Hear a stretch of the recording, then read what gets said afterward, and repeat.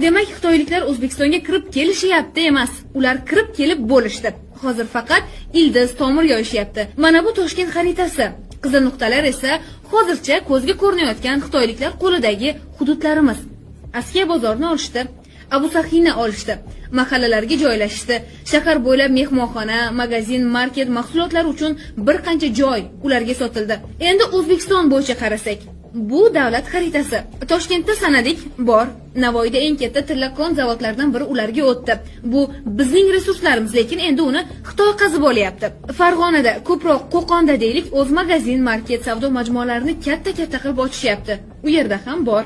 Samarqandda ham shunga o'xshash hududlar soni ortib borayotgani bor gap. Qisqa qilib aytamiz.